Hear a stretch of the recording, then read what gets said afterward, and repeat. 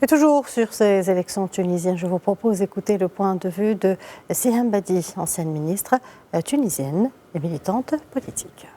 On est toujours dans la dérive autocratique, autoritaire dans toute sa splendeur. On a un seul candidat, vraiment, c'est-à-dire réellement, on a un seul candidat qui est Kais Saïed, parce qu'il y en a un qui est condamné et qui ne peut pas faire campagne derrière les barreaux, et on a un autre candidat qui est aussi condamné à être fidèle à son maître, fidèle à Kais Saïed. Donc c'est juste pour faire bonne figure qu'il est là. Donc, du coup, on a un seul candidat qui est en train donc de mener seul la campagne, bien sûr, utilisant tout ce qu'il a en sa possession, comme donc tout ce qui appartient à l'État, il le met en sa possession pour mener seul, et je dis bien seul, sa campagne. Bien sûr, ces élections-là ont eu un goût amer de début à la fin.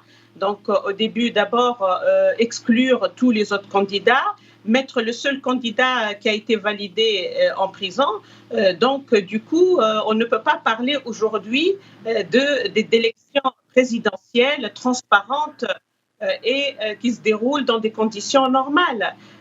Combien de fois donc il y a eu un non-respect de loi, donc que ce soit de la part de l'instance des élections ou de président, quitte à changer les règles du jeu une semaine avant même le scrutin, avant même d'aller vers les urnes, chose qui est complètement illégale. On ne peut pas changer les règles du jeu pendant le jeu.